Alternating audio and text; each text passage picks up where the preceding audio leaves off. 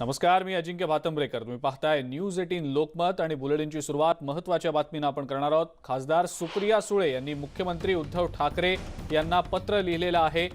मुख्यमंत्री ठाकरे यांना त्यांनी पत्र लिहून विनंती केलेली आहे, ज्येष्ठ नागरिकांना आणि दिव्यांग व्यक्तींना सर्वात आधी लस दिली जावी,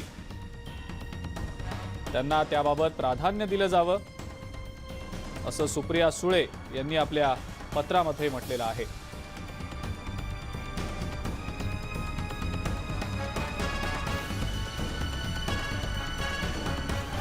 ज्येष्ठ नागरिक आणि दिव्यांग व्यक्तींना कोरोना प्रतिबंधक लसीच्या बाबतीत प्राधान्य मिळावं, अशा आशयाचं पत्र सुप्रिया सुळे यांनी मुख्यमंत्री उद्धव ठाकरे यांना पाठवलेलं आहे।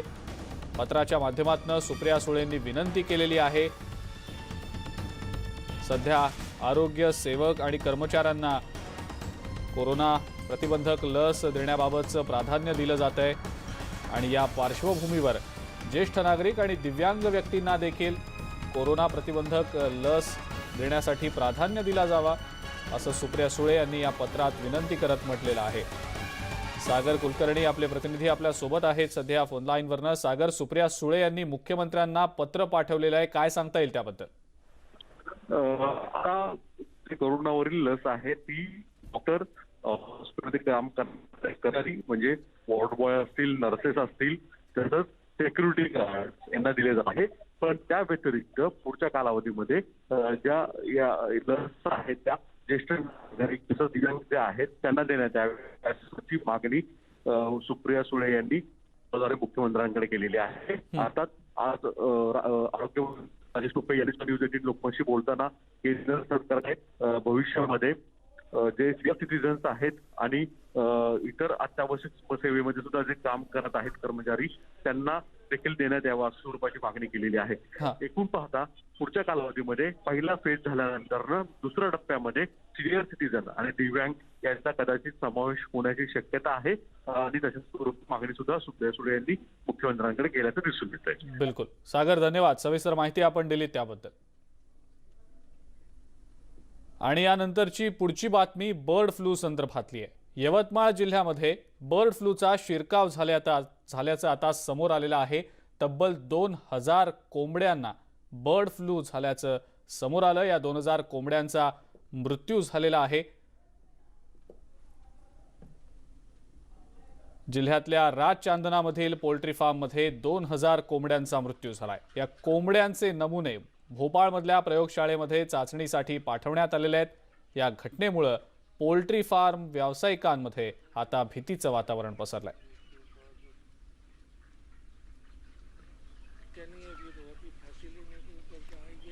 यवतमाळ जिल्ह्यामध्ये देखील बर्ड फ्लूचा आता शिरकाव झालाय की काय अशी भीती व्यक्त होतीये। पोल्ट्री फार्म व्यावसायिकांमध्ये भीतीचं वातावरण पसरलेलं आहे। राजचांदनामध्ये तब्बल 2000 कोंबड्यांचा मृत्यू झाल्यानंतर आता चिंतेचं वातावरण पसरलेलं आहे।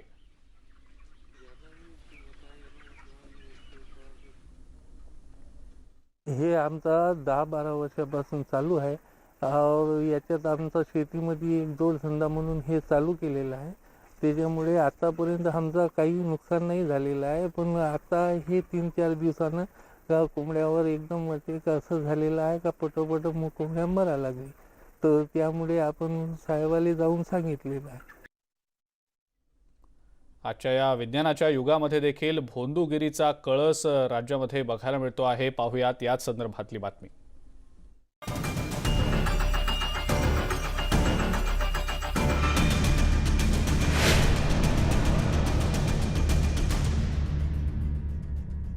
शारीरिक संबंध न केल्यास तुझ्या आई वडिलांचा मृत्यू होईल अशी भीती दाखवत एका भोंदूबाबानं 17 वर्षीय तरुणीवर 2 महिने अत्याचार केल्याची संतापजनक घटना नागपुरात घडली। धक्कादायक बाब म्हणजे या भोंदूबाबानं भूतबाधा उतरवण्याच्या बहाण्यानं पीडित तरुणीच्या आई, आजी आणि मामीवर देखील अत्याचार केलेले आहेत। पारडी पोलिसांनी या भोंदूबाबाला अटक केली आहे। धर्मेंद्र निनावे उर्फ दुलेवाले बाबा असं या भोंदूबाबाचं नाव आहे। या भोंदूबाबानं भूतबाधा उतरवण्याच्या बहाण्यानं 17 वर्षीय मुलीसह तिच्या कुटुंबातल्या 3 महिला नातेवाईकांवर अत्याचार केलाय। हा भोंदूबाबा पीडित तरुणीच्या वडिलांचा मित्र होता। 2 वर्षांपासून पीडित तरुणीच्या कुटुंबियांच्या तो संपर्कात होता। काही महिन्यांपूर्वी हा भोंदूबाबा पीडित तरुणीच्या घरी आला आणि तुमच्या घरात भूतबाधा झालेली आहे, मोठं संकट येणार आहे, वेळीच पूजा न केल्यास भूत अनेकांचा बळी घेईल अशी भीती देखील दाखवलेली होती।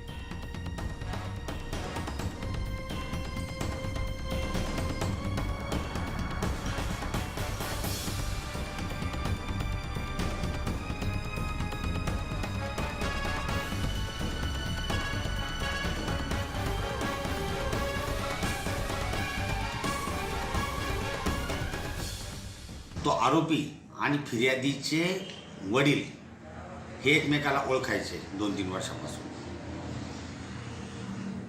हा जो आरोपी आहे तो रिक्षा चालवतो आणि फिर्यादीचे वडील हे RTO एजंट आहेत म्हणून त्यांची ओळख झाली, येणं जाणं झालं। तो घरी पण यायचा, मग त्याने घरी सांगितलं की इथे भूतबाधा झालेली आहे तुमच्या घरामध्ये, तुमच्या लोकांना, तुम्हाला, म्हणून त्याने आपल्याला पूजा करावी लागेल 21 दिवसाची, म्हणून त्याने घरी पण पूजा केली। त्याची जी फिर्यादी मुलगी आहे तिला स्वतःच्या घरी 2-1 महिने ठेवलं, तिथं सुद्धा पूजा केली। तसेच फिर्यादीची आई, फिर्यादीची आजी आणि फिर्यादीची मामी यांना सुद्धा वेळोवेळी त्यांनी चंद्रपूर, डोंगरगाव तिथे नेलं व वारंवार आमिष दाखवून त्यांच्यावर बलात्कार केलेला आहे। भोंदूबाबांकडून महिलांचं शारीरिक शोषण होण्याच्या घटनांमध्ये वाढ होतीये। नागपुरातल्या या एका भोंदूबाबानं भूतबाधा उतरवण्याच्या बहाण्यानं एकाच कुटुंबातल्या 3 महिला आणि नातेवाईकांवर अत्याचार केल्याची घटना समोर आलेली आहे। यावरच शहरातल्या प्रतिष्ठित महिलांसोबत संवाद साधला आमचे नागपूरचे प्रतिनिधी प्रशांत मोहिते यांनी। भोंदूबाबांकडून महिलांचे शारीरिक शोषण वाढलेले आहे, यावरच आपल्यासोबत बोलण्यासाठी काही शहरातल्या महिला आहेत, त्यांनाच विचारू आपण। भोंदूबाबांकडून शारीरिक शोषण वाढलेले आहे, काल अशी घटना एक नागपुरात घडलेली आहे, काय सांगू? हो, आता कालच जे पारडीमध्ये घडलेली आहे त्याच्यामध्ये 17 वर्षाची मुलगी आहे, तिची मामी आहे, आई आणि आजीसुद्धा आहे। म्हणजे तुम्ही बघू शकता एका घरातून एक तर ज्येष्ठ नागरिकापासून तर एक यंग मुलीपर्यंतचा हा त्यांचा बलात्कार झालेला आहे। तर कुठेतरी या बलात्काराच्या याला आपण थांबवलं पाहिजे आणि तेही कोणाच्या नावावर करतात? भोंदूबाबाच्या नावावर। म्हणजे की भोंदूबाबा यांच्याकडे असं बघितलं जातं, ह्या देवासारख्या बघितल्या जातात।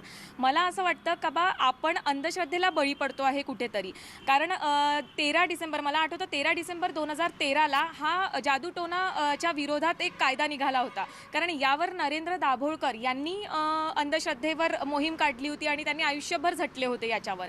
पण त्यांचा सुद्धा आपल्या समाजातील सनातनी लोकांनी म्हणजे त्यांना मारून टाकलं आणि त्याच्यानंतर हा कायदा निघाला होता। पण कुठेतरी जनजागृती आणि अंमलबजावणी या कायद्यावर व्हायला पाहिजे असं मला वाटतं, कारण की आपल्या देशामध्ये अंधश्रद्धेवर जनजागृती अजूनही झाली नाही आहे। अधिकारी लोक आणि मंत्री लोक हे याच्यावर कधीही काहीच अंमलबजावणी करत नाही आणि जनजागृतीसाठी कमी पडत आहे असं मला वाटतं। आणि कुठेतरी आपल्या समाजातील सगळ्या लोकांनी मिळून याच्यावर ॲक्शन घेतला पाहिजे। अशा भोंदूबाबांवर काय कारवाई व्हायला पाहिजे? अशा भोंदूबाबांवर जबरदस्त कारवाई व्हायला पाहिजे। फक्त अटक करून होणार नाही आहे, तर अशा शिक्षा त्यांना दिल्या पाहिजेत की जे जगण्यासाठी सुद्धा लायक राहणार नाही समाजामध्ये, तरच बाकीच्या भोंदूबाबांना आळा बसेल। कारण बघा, यामध्ये 3 बाजू दिसत आहेत।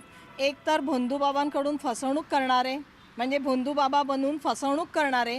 दुसरे म्हणजे माणसंसुद्धा याला बळी आहेत, कारण त्या गृहस्थाचा तो मित्रच होता, त्याच्यामुळे तो मित्र कसा आहे काय आहे हे त्यांनी ओळखायला पाहिजे। आपल्या कुटुंबामध्ये ओळख न करून देता त्यांनी तिथेच त्याला थांबवायला पाहिजे। मी सौ उषा इंगळे, राष्ट्रीय चर्मकार महासंघाची अध्यक्ष आहे। मला तर असं समजते की या महिलांवर इतका अत्याचार होऊन राहिलेला आहे आणि इतका अत्याचार असतानाही आपल्या महाराष्ट्राच्या म्हणा भारताच्या मुख्यमंत्री महिला आहेत, त्या महिलांनी काहीतरी एक कायदा करायला पाहिजे की इतका म्हणजे त्यांच्यावर जेव्हा अत्याचार होते, मुलगी, आई, मामी, आजी, हे खूप घृणास्पद गोष्ट आहे। आणि त्यांनी जर एक कडक कायदा केला की अशांना फाशीच द्या, तर हा म्हणजे घृणासारखी अशी हे होणार नाही आणि असे भोंदूबाबा आपल्याकडे तयार होणार नाही। आणि आपल्या मंत्र्यांनी सुद्धा हा एक असा कायदा करायला पाहिजे की ज्यांनीही अशी घृणास्पद गोष्ट केलेली आहे त्याला फाशीची शिक्षा झालीच पाहिजे आणि फाशीची शिक्षा होईल तेव्हाच आपल्याकडे हा काहीतरी प्रकार घडण्यामध्ये कमी होईल. कठोर कारवाई झाली पाहिजे त्याच्यावर, की पुढे अशी घटना घडली नाही पाहिजे की कुठल्या महिलाचा बलात्कार होईल अशी घटना तर बिलकुल घडली नाही पाहिजे. आपण जागृत व्हायला पाहिजे आणि त्यांना कडीतली कडी सजा दिली पाहिजे. अशा भोंदू बाबांवर कडी ते कडी शिक्षा व्हायला पाहिजे असं नागपूरच्या महिलांचं म्हणणं आहे. प्रशांत मोहिते, न्यूज 18 लोकमत, नागपूर. आणि या संदर्भातच यवतमाळमधल्या महिलांनी नेमकी काय प्रतिक्रिया दिली आहे ते देखील पाहूया. त्यासाठी माझ्यासोबत यवतमाळातील काही प्रतिष्ठित आहे जे वेगवेगळ्या क्षेत्रामध्ये काम करतात. प्राचार्य आहे, त्यानंतर अनिशे सुरेश वर्बे सर आहेत आणि ॲडव्होकेट श्वेता माने आहे. त्यांना आपण विचारूया नेमका की हा एकंदरीत सगळा जो प्रकार आहे हा थांबवण्याच्या दृष्टीने प्रशासन कुठे कमी पडते आहे. मला सांगत आहे की नेमका हा जो प्रकार आहे हा मोठ्या प्रमाणात अजूनही महाराष्ट्रामध्ये आहे. प्रशासनाची यात काय भूमिका असायला पाहिजे? प्रशासनाच्या भूमिकेपेक्षा सर मला वाटते आपली जबाबदारी फार मोठी आहे. कारण इतके प्रश्न आपल्या प्रशासनासमोर आहेत आणि प्रशासन प्रत्येक गोष्टीमध्ये लक्ष नाही घालू शकत. म्हणजे आपल्याला बुवांबद्दल वाटतं, चमत्काराबद्दल आपल्याला हे आहे. आता आदिम काळापासून काही प्रेरणा आहेत. आपण धर्म मानतो, त्याला आपण कुठेही कुणाला विरोध करू शकत नाही. प्रत्येकाला आचरणाचं स्वातंत्र्य आहे. पण मला असं वाटतं की कुठल्याही बुवाच्या नादी लागण्यापूर्वी आपण थोडंसं वैज्ञानिक दृष्टिकोनातून आणि शास्त्रीय विवेचन त्याचं केलं पाहिजे. या ठिकाणी प्राध्यापक सविता हजारे ज्या सामाजिक क्षेत्रात विविध म्हणजे गेल्या कित्येक वर्षापासून काम करत आहेत. ताई मला सांगा की अशा या प्रकरणामध्ये काम करताना नेमकं तुम्हाला काय अडचणी आलेल्या आहेत? विरोध होतो, प्रचंड विरोध होतो आहे. इतकंच नाही तर तुम्ही अनिसचं कार्य बघाल तर अनिसच्या कार्याला जिथे जिथे अनिस कार्य करेल तिथे तिथे त्यांना पोलिसांचं पहिले संरक्षण घ्यावं लागतं.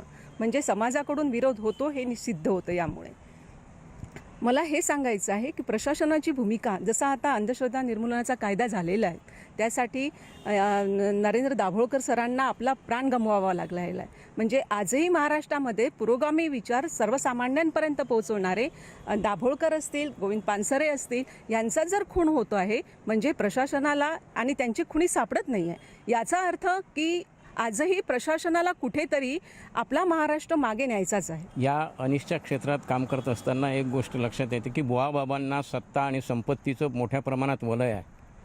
त्यांना स्त्रिया सहज उपलब्ध होतात आणि त्याच्यामुळे या ठिकाणी हा बुवाबाबांचा बिनभांडवली धंदा अस्तित्वात आलेला आपल्याला पाहायला मिळतो. डॉक्टर दाभोळकरांच्या निर्घृण खुनानंतर 26 ऑगस्ट 2013ला शासनाने हा कायदा अस्तित्वात आणला, अधिसूचनेने हा कायदा अस्तित्वात आणला. पण त्याची अंमलबजावणी ज्या प्रकारे व्हायला पाहिजे त्या प्रकारे होत नाही. जर त्या प्रकारे अंमलबजावणी झाली तर आपल्याला असं लक्षात येईल की एकंदर 12 आणि 1 उपकलम धरून 13 कलम त्या कायद्यामध्ये आहे. त्यापैकी 7 कलम ही स्त्रियांच्या संदर्भात असलेली आपल्याला पाहायला मिळतात. आणि हा कायदा जर समजा योग्य प्रकारे राबवण्यात आला, पोलीस प्रशासनाचं याला जर योग्य सहकार्य लाभलं आणि त्या गुन्ह्यांना योग्य जर शिक्षा झाली तर आपल्याला असं दिसून येईल की हे गुन्हे बरेच कमी होण्यामध्ये लक्षात येईल. ताई मला एक सांगा की अशा प्रकारच्या ज्या केसेस आहे तर हे जे पीडित असतात ते त्यांना एकंदरीत पोलिसांची यात काय भूमिका असते? यात सर्वात महत्त्वाची भूमिका आहे पीडिताची. परंतु पीडित हा एकटा नसून त्याचं पूर्ण कुटुंब त्याच्यात सामील असतं. कारण की श्रद्धा आणि अंधश्रद्धेमधला फरक लोकांना समजायला पाहिजे. जादूटोणा विरोधी कायदा 2013 हा धर्माच्या विरुद्ध नाही आहे हे लोकांना समजून सांगायला पाहिजे. आणि त्याच्यात जे स्त्रिया आणि स्त्रियांचं प्रबोधन करणं अत्यंत आवश्यक आहे. भास्कर मेरे, न्यूज 18 लोकमत, यवतमाळ. नाशिकहून या संदर्भात काही प्रतिक्रिया आलेल्या आहेत ते देखील पाहूया. मूलतः आपण एक लक्षात घ्यायला हवं की महाराष्ट्र शासनाने जादूटोणाविरोधी कायदा एवढा सक्षम असताना सुद्धा त्याची अंमलबजावणी पुरेशा प्रमाणात होत नाही. त्याचंच रिफ्लेक्शन हे आहे. आणि मुळातच पुरोगामी महाराष्ट्राला ह्या घटनेने मारलेली ही चपराक आहे असं आम्ही मानतो आणि त्याचा तीव्र शब्दामध्ये महाराष्ट्र अंधश्रद्धा निर्मूलन समिती निषेध करते. त्याचबरोबर लोकांच्या अगतिकतेचा, अज्ञानाचा, अंधश्रद्धेचा गैरफायदा घेऊन एखादी विशिष्ट पद्धत वापरून ज्या पद्धतीने बुवा बाबा मांत्रिक परमपूज्य महाराज हे ज्या पद्धतीने लोकांच्या अगतिकतेचा, अंधश्रद्धेचा गैरफायदा घेतात एखादी पद्धत वापरून आणि त्याच पद्धतीने त्यांचं आर्थिक, शारीरिक, मानसिक शोषण करतात. हे ज्या अनैतिक पद्धतीने त्यांचं शोषण होतं तर त्याचा तीव्र शब्दामध्ये आपण निषेधच करायला हवा. आंतरराष्ट्रीय भोंदूगिरी करणारे काही बाबा सध्या जेलची हवा खात आहेत. खरं तर समाजानं हा धडा घ्यायला पाहिजे. दुसरा भाग शासनाची भूमिका असे का जो जादूटोणा विरोधी कायदा जो आहे त्याच्यामध्ये अशी तरतूद आहे की प्रत्येक पोलीस स्टेशनचा वरिष्ठ पोलीस अधिकारी हा दक्षता अधिकारी म्हणून त्याच्यात तरतूद आहे. पण अनुभव असा आहे समितीचा की आम्ही प्रत्यक्ष गेल्यानंतर आम्हाला ती कायद्याची पुस्तिका त्यांना द्यायला लागते. म्हणून समितीची अपेक्षा अशी आहे की शासनाने त्यांना प्रशिक्षण देणं, जाणीवपूर्वक प्रशिक्षण देणं पोलीस अधिकाऱ्यांनी ही महत्त्वाची गोष्ट त्यांनी करायला पाहिजे. बाबा हे त्यांच्या दुकानं मांडून बसलेले, समाज का त्यांच्यापर्यंत जातोय? समाज का स्वतःला असुरक्षित समजतोय? समाजाने त्यांच्यापर्यंतच गेलं नाही तर त्यांची दुकानं चालणारच नाही आणि ते तुमचा गैरफायदा घेणारच नाही ना. तर समाजाने स्वतःला सुरक्षित वाटलं पाहिजे. पुढची महत्त्वाची बातमी बघूया. खोट्या कागदपत्रांच्या सहाय्यानं बँक लोन काढणाऱ्या टोळीचा पर्दाफाश मुंबई पोलिसांनी केलेला आहे. कर्ज काढून महागडी गाडी घेऊन ती गहाण ठेवायची आणि यानंतर पैसे घेऊन पसार व्हायचं अशी या टोळीची मोडस ऑपरेंडी होती. कर्जासाठी बनावट कागदपत्रांचा वापर या टोळीकडून करण्यात येत होता. या टोळीकडून Mini Cooper, Ford, Fortuner, Mercedes, Audi Q5 अशा एकूण 19 गाड्या जप्त करण्यात आलेल्या आहेत. एकूण 60 कोटी रुपयांचा मुद्देमाल जप्त करण्यात आलेला आहे. पोलिसांनी या टोळीचा पर्दाफाश केला. एकूण 60 कोटींचा मुद्देमाल जप्त केलेला आहे. अधिक माहिती या संदर्भातली आपण जाणून घेणार आहोत. अजित मांढरे आपले प्रतिनिधी आपल्या सोबत आहेत सध्या फोनलाईनवरनं. अजित, खोट्या कागदपत्रांच्या आधारे बँक लोन काढून फसवणाऱ्या टोळीचा पर्दाफाश पोलिसांनी केलेला आहे. काय सांगता येईल त्याबद्दल? अजिंक्य, खरं तर DC म्हणजे दिलीप छाबरिया, DC डिझाईन यांनी जो घोटाळा केला होता तो उघडकीस आल्यानंतर अशा पद्धतीने अनेक घोटाळे उघडकीस येतील, समोर येतील. अशा पद्धतीचे जर कोणाचे फसवणूक झाली असेल तर त्यांनी मुंबई पोलिसांना संपर्क साधावा असं आवाहन देखील मुंबई पोलिसांनी केलं होतं. आणि त्याचाच हा परिणाम आहे.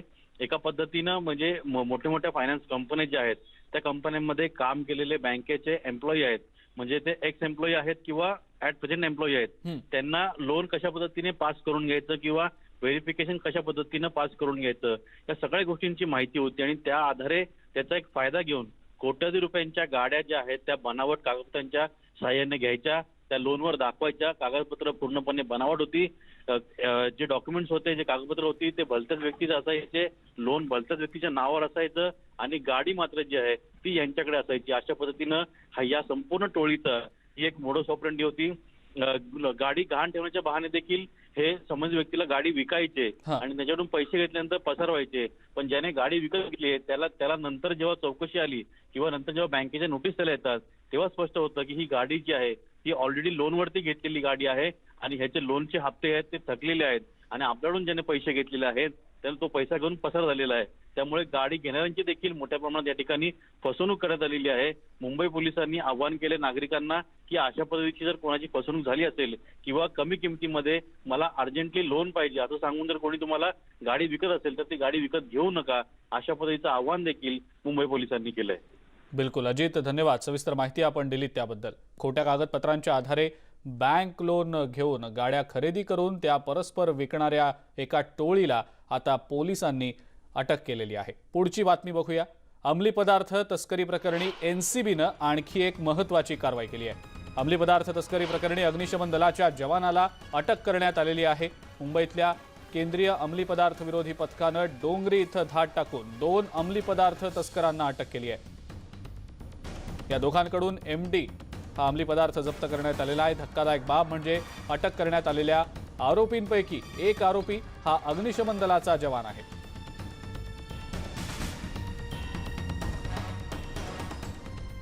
आणि आता बातमी आहे वेबसिरीज तांडव संदर्भातली. या वेबसिरीज विरोधात राम कदम यांनी घाटकोपर पोलीस स्टेशन समोर लाक्षणिक उपोषण केलं. 2 तासांनंतर घाटकोपर पोलिसांनी हे उपोषण मोडीत काढून उपोषण स्थळाहून राम कदम यांना अटक केली होती. त्यानंतर अर्ध्या तासांनी पोलिसांनी त्यांची सुटकाही केली. तांडव सिरीजच्या निर्माते, दिग्दर्शक आणि अभिनेत्यांवर घाटकोपर पोलीस स्टेशनमध्ये तक्रार दिली, पण त्या तक्रारींवर अजूनही कुठलीही कारवाई करण्यात आलेली नाही. येत्या 48 तासात जर कारवाई झाली नाही तर आणखी उग्र आंदोलन करण्यात येईल असा इशारा आमदार राम कदम यांनी दिलेला आहे.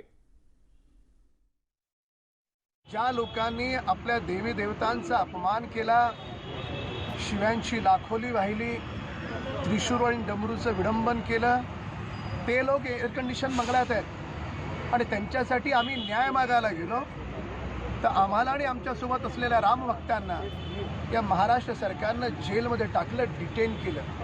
काय कारण आहे? महाराष्ट्र सरकार कोणाला वाचवण्याचा प्रयत्न करते? गोल गोल उत्तरं दिली जात आहेत की आम्ही लिगल ओपिनियन घेतोय.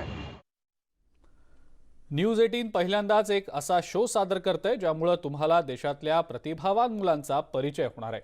त्यांचं टॅलेंट बघून तुम्ही म्हणाल हे तर आमचे यंग जिनियस. आणि या प्रतिभावान मुलांना तुम्ही पाहू शकता नेटवर्क 18च्या खास शो यंग जीनियस मध्ये. नमस्कार. तेंदुलकर सिर्फ 17 साल के थे जब उन्होंने अपना पहला टेस्ट शतक जड़ा. लता मंगेशकर ने अपना पहला गाना 13 साल की उम्र में रिकॉर्ड किया. जी हां, एक जीनियस की पहचान छोटी उम्र में ही हो जाती है. हमने भी ढूंढ निकाले हैं कुछ ऐसे ही जीनियसेस और हमारा मकसद है इस मंच के जरिए इनकी काबिलियत को जग जाहिर करना. न्यूज 18 नेटवर्क की इस नायाब कोशिश का नाम है बायजूस यंग जीनियस. देश के कोने कोने से ढूंढे गए कई यंग जीनियसेस में से कुछ खास को चुना है हमारी स्पेशल जूरी ने. बायजूस यंग जीनियस के हर एपिसोड में हम मिलेंगे कुछ ऐसे यंग जीनियसेस से जिनकी उम्र तो छोटी है पर कारनामे बड़े. अवार्ड्स, एक्कोलेड्स और कई तरह के रिकॉर्ड्स के साथ साथ इनमें एक स्पार्क है. चलिए मिलते हैं हमारे पहले यंग जीनियस से, जिन्हें खुद musical genius AR Rahman the ambassador of Indian music कहते हैं. Lydian Nadhaswaram. I started to tour around the world and I have performed approximately around 500 concerts. I'm capable of playing any piece on 2 pianos. I'm dying to hear him play यार. आनंद उसको कुछ बजवाओ यार. मैं भी वही कह रहा हूँ, आप शुरू कीजिए और फिर लिडियन यहाँ फॉलो करेंगे. रेगा रेगा मा ध ब ब ग रे म ग रि ध नि ध रि नि रि ध नि ध ब ध नि ध रि ग म रे ग ध रे ग म ब ध नि ब ध म ब ध नि ध रि ग म रे ग ध रि नि ध ध नि ब ध म ब ग म रे ग ध.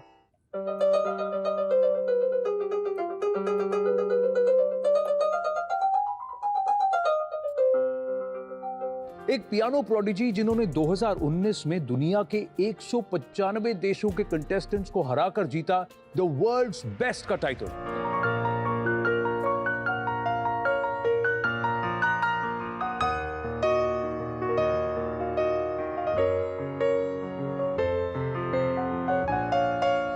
आइए मिलते हैं मेघाली मालविका से.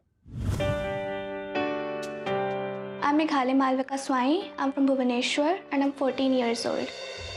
People call me the human search engine, the human atlas, and even the Google girl of India. The truth is, I never really memorized stuff for records.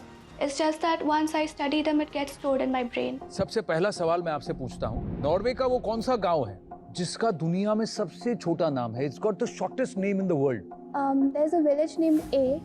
Just A, and it's located in the northern part of Norway, below an archipelago. It's called the Lofoten archipelago. बिल्कुल सही जवाब आपका.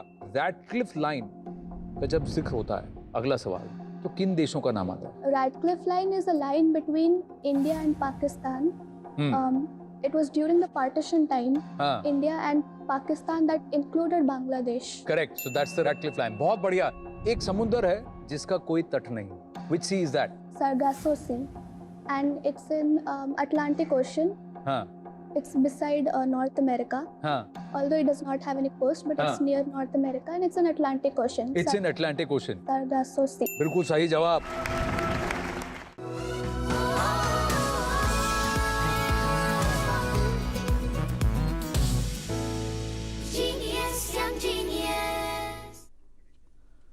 एका छोट्याशा ब्रेकची वेळ झालेली आहे. लगेच परत येतोय. बघत रहा न्यूज 18 लोकमत.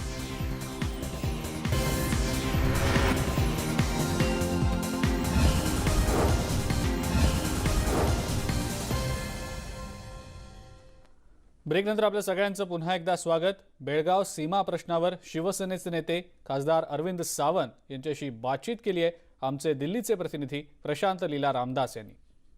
महाराष्ट्र कर्नाटक सीमा प्रश्न पुन्हा एकदा उफाळून आलेला आहे. बेळगावमध्ये हिंसक वातावरण, या संदर्भात बोलण्यासाठी माझ्यासोबत आहे शिवसेनेचे नेते अरविंद सावंत. सर, आपलं स्वागत आहे न्यूज 18 लोकमध्ये. ज्या पद्धतीनं सध्याची बेळगावमध्ये परिस्थिती आहे, यापूर्वी देखील याच परिस्थिती पण आता जास्त उफाळून आलेली परिस्थिती. एकीकडे उद्धव ठाकरे यांचे पोस्टर जाहीर जात आहे. उद्धव ठाकरे खुद्द महाराष्ट्राचे मुख्यमंत्री आहेत. पहिली गोष्ट एक लक्षात घ्या की शिवसेनेच्या स्थापनेनंतरचं सर्वात पहिलं आंदोलन कोणतं असेल तर वंदनीय हिंदू हृदय सम्राट शिवसेना प्रमुख बाळासाहेब ठाकरे यांनी छेडलेलं सीमा आंदोलन. आमच्या नायगावच्या त्या भोयवडा मैदान बंदनंतर त्याचं सदाकांत ढवण मैदान असं नाव करण्यात आलं. तिथून आंदोलनाला सुरुवात झाली. महाराष्ट्राला कुठलीच गोष्ट संघर्षाशिवाय मिळाली नाही. मुंबईसह संयुक्त महाराष्ट्र झाला पाहिजे अशी जेव्हा घोषणा झाली, दिग्गज नेत्यांनी त्याचं नेतृत्व केलं. 105 हुतात्मे दिल्यानंतर मुंबई महाराष्ट्राला मिळाली. आणि त्यानंतर सुद्धा महाराष्ट्र पूर्णपणे महाराष्ट्र झाला नाही. भाषावार प्रांतरचना ही घटनेतील तरतूद आहे, घटनेनुसार, संविधानानुसार.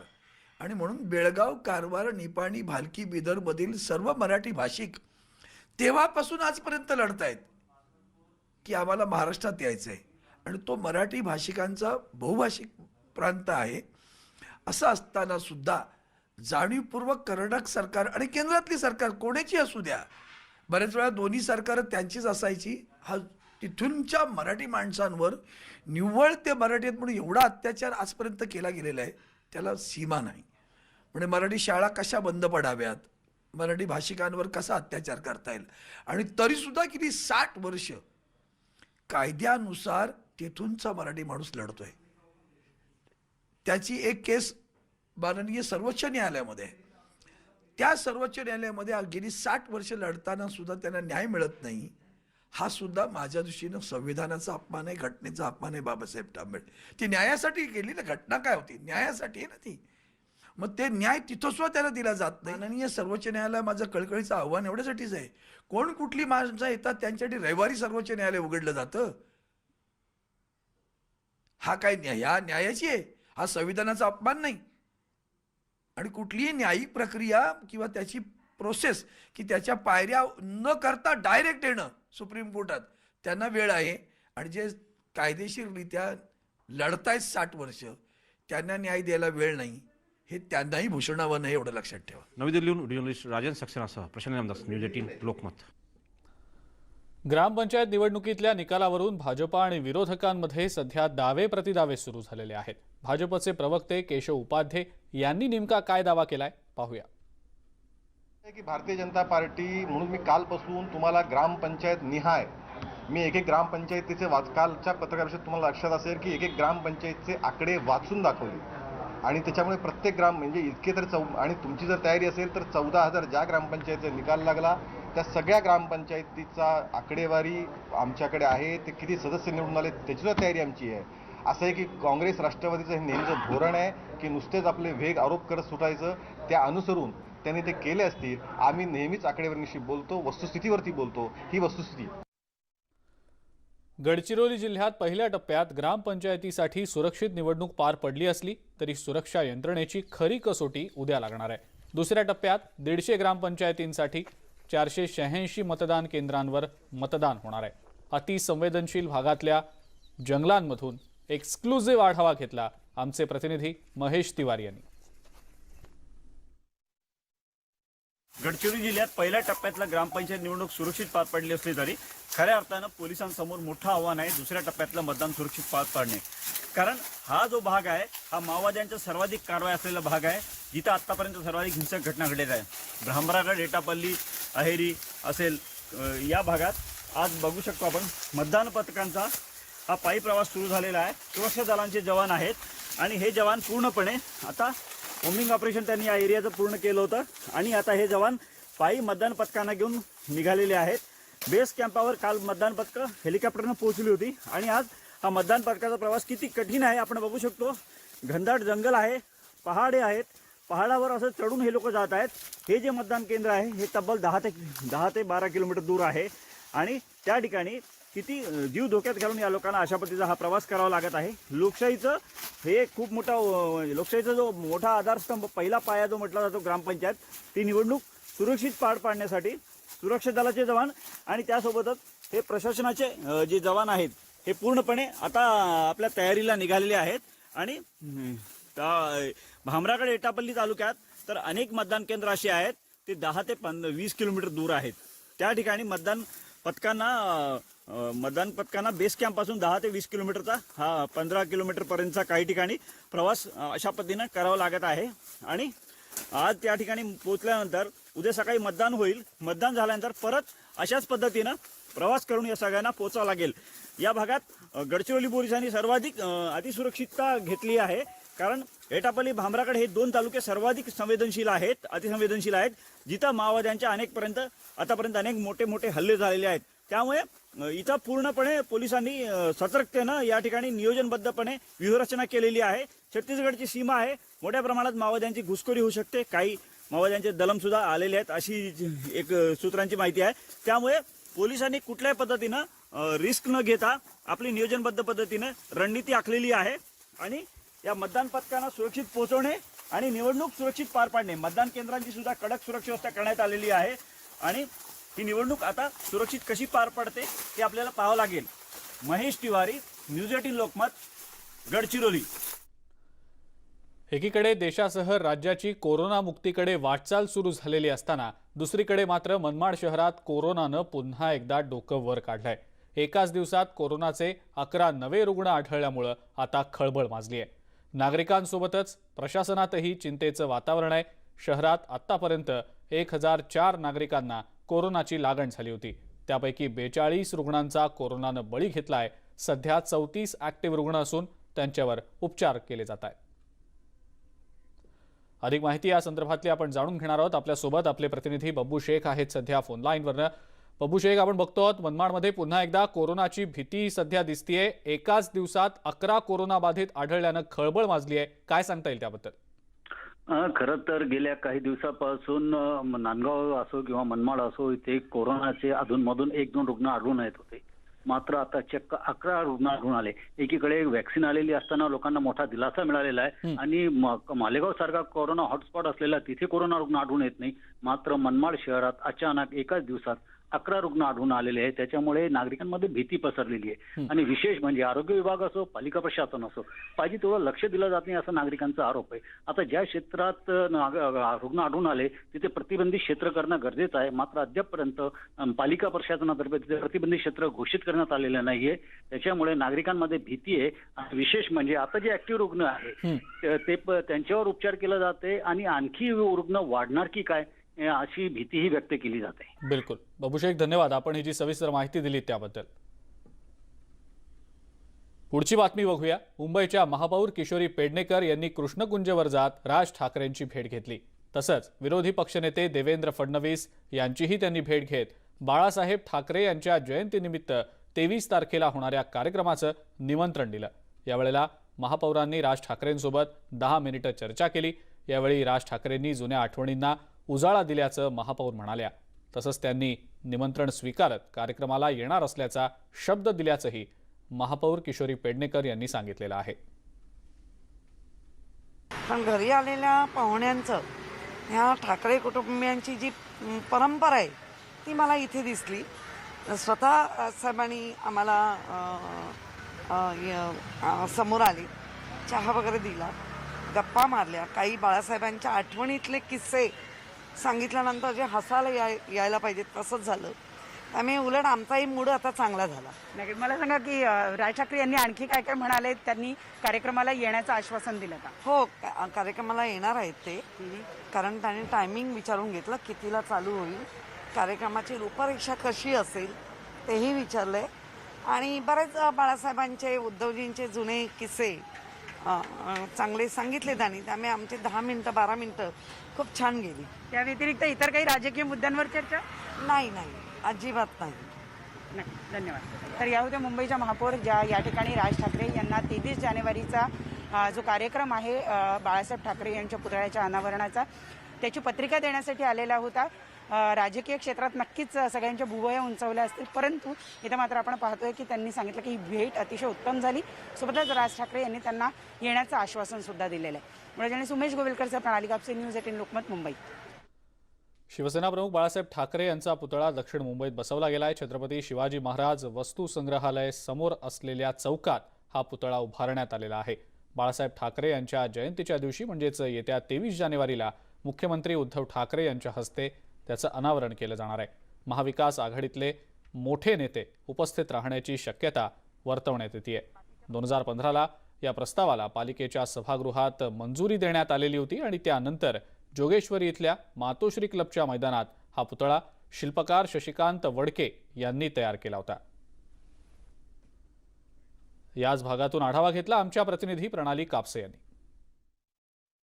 मी सध्या उभी आहे मुंबईच्या कुलाबा परिसरातील डॉक्टर श्यामाप्रसाद मुखर्जी चौकात। या चौकामध्ये या ठिकाणी बघता आहात तुम्ही खूप काम वेगात चाललेलं आहे। हे वेगात चाललेलं काम आहे ते एका खास दिवसासाठी आणि तो दिवस आहे 23 जानेवारी। 23 जानेवारी हा शिवसेना प्रमुख आणि हिंदू हृदय सम्राट बाळासाहेब ठाकरे यांचा जन्मदिवस आहे आणि त्या दिवशी इथं या पुतळ्याचं अनावरण केलं जाणार आहे। आपण पाहतो इथे जमलेला माझ्या तमाम हिंदू बांधवांनो, भगिनींनो आणि मातांनो, हे जे त्यांचं भाषणाच्या सुरुवातीचं वाक्य असायचं ते वाक्य या ठिकाणी पुतळ्याच्या खाली जो चौथरा आहे त्या चौथऱ्यावर अधोरेखित करण्यात आलेला आहे। आणि वरती तुम्ही पाहता आहे सध्या जो पुतळा आपण पाहतोय की हिरव्या चादरीनं झाकण्यात आलेला आहे, तो बाळासाहेबांचा 9 फुटी पुतळा जो आहे तो इथं आणून बसवण्यात आलेला आहे। मुख्य म्हणजे या पुतळ्याचं तोंड जे आहे ते मंत्रालयाच्या दिशेनं आहे। एक राजकीय संकेत म्हणावा लागेल। सध्या शिवसेनेच्या नेतृत्वात महाविकास आघाडी सरकार राज्यामध्ये राज्य करत आहे आणि त्याच मंत्रालयाच्या दिशेनं बाळासाहेबांचा हा पुतळा आपण इथं पाहू शकतो आहोत। मुख्य म्हणजे या ठिकाणी पुतळ्याची जी दुसरी मागची बाजू आहे त्या मागच्या बाजूला बाळासाहेब ठाकरेंचं भाषण संपताना जे वाक्य यायचं ते म्हणजे जय हिंद जय महाराष्ट्र, ते अधोरेखित करण्यात आलेलं आहे। 2015ला प्रस्ताव देण्यात आलेला होता, तेव्हापासून या पुतळ्याच्या निर्मितीचं काम जे आहे ते सुरू करण्यात आलेलं होतं। प्रसिद्ध शिल्पकार शशिकांतजी यांनी या शिल्पाचं निर्मिती केलेली आहे। तर मुंबई महानगरपालिका खरं तर गेल्या वर्षीच या पुतळ्या या ठिकाणी बसवण्याचं काम बऱ्यापैकी करणार होते, परंतु गेल्या वेळेला काही परवानगी मिळू शकल्या नाही, त्यामुळे हे शिल्पाचं काम जे आहे ते या ठिकाणी बसवण्याचं काम होऊ शकलं नाही। परंतु यावर्षी मात्र आता 23 जानेवारीला या पुतळ्याचं अनावरण केलं जाणार आहे। मुख्यमंत्री उद्धव ठाकरे यांच्या हस्ते हे अनावरण केलं जाईल अशी माहिती मिळते आहे। राज्यातले सर्व महत्त्वाचे नेते त्या कार्यक्रमासाठी येतील असं सुद्धा सांगण्यात आलेलं आहे। तुर्तास महानगरपालिकेच्या वतीनं आपण पाहतोय अतिशय वेगात या संपूर्ण परिसराच्या सुशोभीकरणाचं काम जे आहे ते सुरू करण्यात आलेलं आहे। व्हिडिओ जर्नलिस्ट उमेश गोविलकरसह प्रणाली कापसे, न्यूज 18 लोकमत, मुंबई। केंद्र सरकारनं टॉयकॅथॉन नावाची नवी मोहीम लॉन्च केली आहे। यामध्ये कोट्यवधी भारतीय विद्यार्थ्यांचा सहभाग सरकारला अपेक्षित आहे। नेमकी काय आहे हे अभियान पाहूयात या रिपोर्टमधून।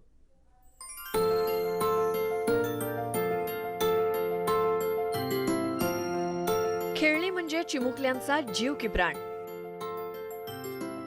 आणि ही खेळणी 1-2 असून कधीच चालत नाही। लहान मुलांना अगदी ढिगभर खेळणी लागतात। साहजिकच भारतामध्ये खेळण्यांची बाजारपेठ खूप मोठी आहे। वर्षाला तब्बल 7,000 कोटींची उलाढाल खेळणी क्षेत्रात होते, पण यामध्ये तब्बल 80% वाटा आयात केलेल्या खेळण्यांचा आहे। म्हणजेच भारतीय उद्योगांसाठी उरतात फक्त 1400 कोटी रुपये। आत्मनिर्भर भारत आणि वोकल फॉर लोकल धोरणाअंतर्गत केंद्र सरकारनं टॉयकॅथॉन अभियान सुरू केलंय।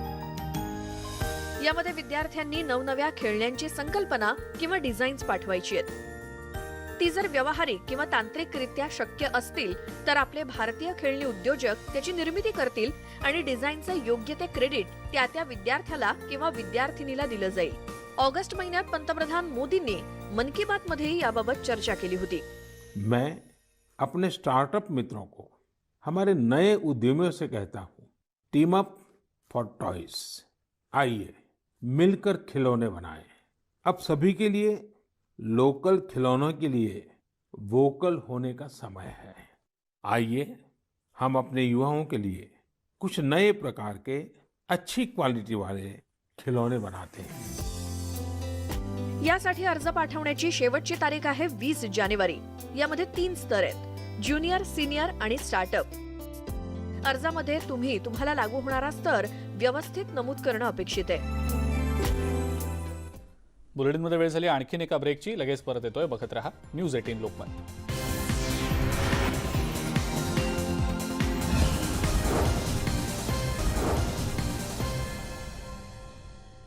आणि ब्रेक नंतर क्रिकेट विश्वातली बातमी बघूया।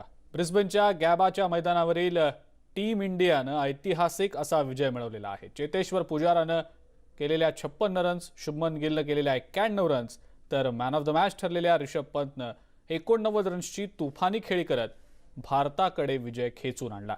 या विजयासह भारतानं बॉर्डर गावस्कर टेस्ट सिरीज 2-1 न जिंकलेली आहे. अजिंक्य रहाणेच्या नेतृत्वाखाली दुसऱ्या टेस्ट मॅचमध्ये भारतानं 8 विकेट्सनं विजय मिळवलेला होता. दरम्यान टीम इंडियाच्या या कामगिरीवर BCCI देखील चांगलीच खुश झालेली आहे. BCCIनं टीम इंडियाला 5 कोटी रुपयांचा बोनस जाहीर केलाय. या ऐतिहासिक विजयाबाबत BCCIचे सचिव जय शहा यांनी ट्विट केलंय. टीम इंडिया ऑस्ट्रेलियाच्या दौऱ्यावर आहे आणि टीम इंडियातील महत्त्वाचा खेळाडू असलेला शार्दुल ठाकूर हा ब्रिस्बेन टेस्टमध्ये आपल्या जबरदस्त कामगिरीनं चांगला चमकला. ब्रिस्बेन इथल्या चौथ्या टेस्ट मॅचमध्ये शार्दुलनं 115 बॉल्समध्ये 67 रन्स करत पहिल्या इनिंगमध्ये 3 आणि दुसऱ्या इनिंगमध्ये 4 अशा एकूण 7 विकेट्स मॅचमध्ये घेत चमकदार कामगिरी केली. मूळचा पालघरमधल्या माहीम गावातला असलेल्या शार्दुलच्या कुटुंबियांसोबत सध्या इतर आजूबाजूच्या लोकांमध्ये देखील आनंदाचं वातावरण आहे. त्याचं जोरदार कौतुक देखील होत आहे. मेहनत का फल हे एका वाक्यात मी त्याचं वर्णन करेन. आणि खरोखर त्याने जी प्रचंड मेहनत घेतली होती, सतत ग्राउंडवरती प्रॅक्टिस करणं, त्यांचे जे सर असतात मार्गदर्शक, कोच म्हणतात की त्यांचं ते घेणं आणि त्याचं प्रत्यक्षात त्याचं एक्झिक्युशन करणं हे त्याने कधीही सोडलं नाही आणि त्याचं त्याला फळ आज मिळते. पुण्यातल्या क्रिकेटप्रेमींनी देखील टीम इंडियाचं कौतुक केलंय, खेळाडूंचं कौतुक केलंय. त्यांच्याशी बातचीत केली आहे आमचे प्रतिनिधी अद्वैत मेहता यांनी. ऑस्ट्रेलियामध्ये हरवणं आणि ते सुद्धा टीममध्ये फारसा अनुभव त्या अर्थाने मोठा नसलेले सगळे तरुण खेळाडू होते आणि अक्षरशः शेवटपर्यंत ही मॅच चालली. तुमच्या दृष्टीने कोण आहे man of the match, man of the series? खरं तर शुभमन गिलने 91 मारले, त्याचंही काउंट केलं पाहिजे आणि सगळ्याच टीमचं काम आहे. खरं तर 7 प्लेयर टीमचे जे मेन आहेत ते बाहेर होते. दुसरी गोष्ट म्हणजे आज ऑस्ट्रेलियाला खरं तर मॅच हरल्याचं दुःख तर आहेच, पण त्याच्यापेक्षा एक दुःख असं आहे की 32 वर्षानंतर ह्या पिचवर मॅच ऑस्ट्रेलिया हरलेली आहे. क्या बात आहे, वाव. आणि सगळ्या टीमचं खरोखर अभिनंदन केलं पाहिजे. विकेट पडल्या पुजारा किंवा मयांक अग्रवाल, हार्दिक ठाकूर, वॉशिंग्टन सुंदर, तेव्हा कुठंतरी एका क्षणी असं वाटत होतं का की आता थोडीशी काळजी करण्याची गरज आहे? एक मनात ते असतंच नेहमी की आता काहीतरी असं, आता विकेट पडलाय, नवीन बॅट्समॅन येतोय, तो स्ट्राईकवर आहे, त्याला पहिला बॉल कसा येणार, तो बाउन्सर येणार का डायरेक्ट विकेट जाणार, त्याच्यावर खूप विचार होता. पण जेव्हा एक साईडला फक्त समोर बघितलं ऋषभ पंत आहे आणि स्ट्राईक रोटेट केली, त्यावेळेला एवढं शांतता वाटली की तो स्ट्राईकवर आहे आणि नेक्स्ट बॉलला त्यांनी जो 4 मारून विनिंग शॉट होता, that was the best moment. And आता ऑस्ट्रेलियन सॉईलमध्ये विदाऊट मेन किंग कोहली आणि पेस अटॅकमध्ये कोणच नव्हते, बुमराह, शमी, इशांत आणि बेस्ट ऑलराऊंडर नव्हता, नवीन ऑलराऊंडर वॉशिंग्टन सुंदर यांनी पहिल्याच मॅचमध्ये जो परफॉर्मन्स होता दॅट वॉज रिअली. अजिंक्यचं सगळ्यात मोठं श्रेय असेल याच्यात, कारण विराट कोहलीचं पण असं म्हणजे आता असे होतात चान्सेस की आता पॅटर्नल लिव्हला त्याला जावं लागलं. आता मग अजिंक्य रहाणेने सगळं पुढे होऊन प्रत्येक मॅच खेळला. तो आणि अजून एक प्लेअर दोघांनीच पूर्ण सगळे मॅचेस, चेतेश्वर पुजारा, त्या दोघांनी सगळे मॅचेस सांभाळले आणि अजिंक्य रहाणेने सगळ्यात मोठं चांगलं त्याच्या पूर्ण टीम इंडियाला पुढे घेऊन जायचं कर्तव्य त्यांनी चांगलं निभावलं. गेल्या मॅचमध्ये अशी परिस्थिती होती की आपण हरतोय की काय, पण चेतेश्वर पुजारा असेल किंवा आपला तो अश्विन होता, त्यांनी बॉडी लाईन अंगावर घेऊन ती मॅच वाचवली. पण आज तोच पुजारा अशा पद्धतीने खेळत होता की आज मॅच जिंकायची. व्हिडिओ जर्नलिस्ट सचिन अंसाडे सर, अद्वैत मेहता, न्यूज 18 लोकमत, पुणे. आज आम्ही हार्पिक आणि न्यूज 18चं एक फ्लॅगशिप कॅम्पेन मिशन पाणीच्या एका महत्त्वाच्या टप्प्यावर येऊन पोहोचलोय. 26 जानेवारीला होणाऱ्या वॉटरथॉनसाठी देशाच्या कानाकोपऱ्यातून आम्हाला सहकार्य मिळतंय. पाहुयात याचीच ही एक झलक. स्वच्छता और पानी, जल की महत्ता हमारे ऋषि मुनियों ने, हमारे बुजुर्गों ने इसको समझा है और आज की पीढ़ी को भी यही मैं कहना चाहूँगा कि पानी की महत्ता को हमको समझना होगा, उसकी उपयोगिता को समझना होगा, क्योंकि आज 80% बीमारियां हैं वो जल जनित हैं. तो इसलिए पानी की शुद्धता, जल की शुद्धता बहुत ज़रूरी है. हमको बचानी है ये जिंदगानी. कोरोनाच्या महामारीनं आपल्या सर्वांना स्वावलंबी होण्याचा मार्ग दाखवलाय. आता संपूर्ण देश या आपत्तीशी एकत्रित होऊन कोरोनाविरोधात लढा देऊ शकेल. कोरोनाला प्रतिबंध करणाऱ्या लसीची घोषणा केल्यानंतर आता आपल्या सगळ्यांचंच योगदान फार महत्त्वाचं बनलंय आणि या माध्यमातून या विषाणूला मात देण्यासाठी आपल्याला एक पाऊल पुढे टाकायचंय. या मोहिमेत नेटवर्क 18 आपल्या सोबत असणार आहे. जोपर्यंत सगळे सुरक्षित होत नाहीत तोपर्यंत कुणीही सुरक्षित नाही आणि याच उद्देशानं आपल्याला संजीवनी मोहिमेअंतर्गत हे निश्चित करायचंय की लसीकरण हा प्रत्येक भारतीयाचा अधिकार आहे.